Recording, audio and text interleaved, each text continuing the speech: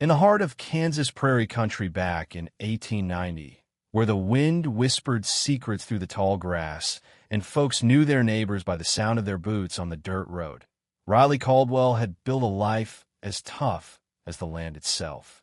She'd lost her ma young, learned to rope steers before she could read proper, and run the family spread like it was her own heartbeat. But pride, that stubborn old mule, had a way of kicking you when you least expected. And on a crisp spring morning, with pain twisting her gut like a barbed fence, Riley found herself riding into Willow Bend, straight toward the one man who'd make her question everything. She'd heard about the new doc in town, figured him for some grizzled old coot with a bottle hidden in his desk.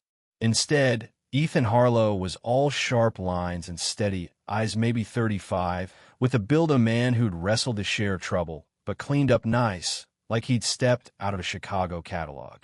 "Just lean back and let me handle this," he said, his voice calm as a summer stream. Those words hit Riley like a slap. No one took care of her. She took care of everything. Her cheeks burned as she bolted from his office, vowing to tough it out like always. But damn if that pain didn't laugh in her face.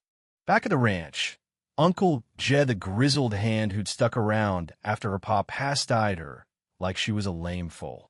"You look like hell warmed over, girl." What did the doc say? Riley waved him off, but inside, she was churning.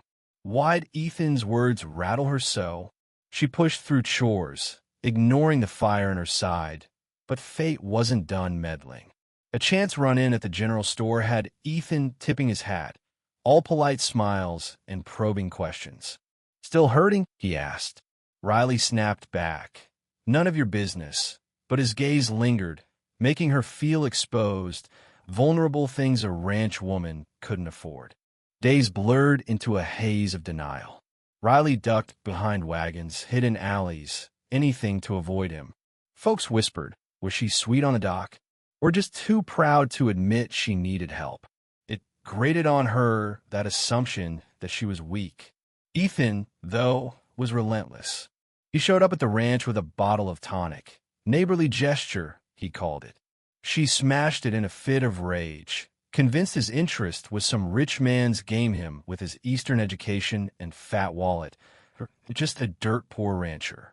Why her? What did he want, her land? Her pride? The questions festered, making her blood boil. Then came the storm. Riding fence line alone, the pain hit like lightning, dropping her from her saddle into the mud. Hours later, she woke to Ethan's arms lifting her, his face pale with fury. "You could have died, Riley. Appendicitis doesn't give a damn about your stubborn streak." At his fine house, he dosed her with laudanum, his hands gentle but his words sharp. "I'm not pitying you, I'm scared for you." She fought back tears, arguing even as the fever raged. Why couldn't he leave her be? But in the quiet, he confessed. Back east, he'd lost a patient to the same pride, watched her fade while her family begged. It cracked her walls. "I don't know how to let go," she whispered. "Then learn," he urged, his kiss sealing the shift soft at first, then fierce, like claiming lost ground. Their courtship was a battlefield. Ethan invited her to supper. She balked, fearing gossip. "They'll say I'm chasing your money," she spat. He laughed it off, but tensions boiled when he outbid her on prime cattle at auction, turns out. He was building his own spread. "You think you're better?" she accused. He grabbed her arm in the cafe, eyes blazing. "I think you're scared I'll see the real you and love it anyway." The town buzzed with scandal. A lady rancher and the fancy doc? Improper.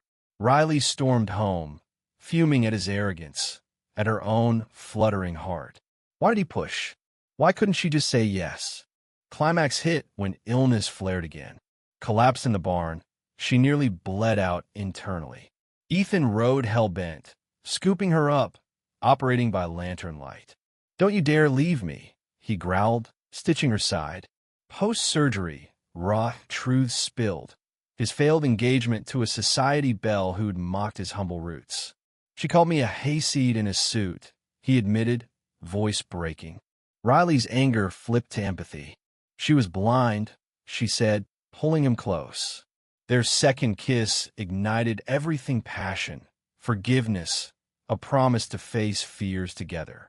They wed in a simple chapel ceremony, Willow Bend turning out despite the whispers. Ethan moved to her ranch, trading his mansion for authenticity. Early marriage was chaos. He botched roping, milked cows wrong. She pushed through sickness, sparking fights. "You're my wife, not a hired hand," he'd yell. She'd retort, "And you're not my keeper." But makeups were sweet, bodies entwining under starlit skies, rebuilding trust brick by brick. Years rolled on. Their son, Lucas, arrived first within pacing midnight floors, cooing lullabies. Twins followed, Mia and Nora, filling the house with laughter and mess. The ranch thrived. Ethan balanced doctoring with ranching, and Riley softened without losing her edge.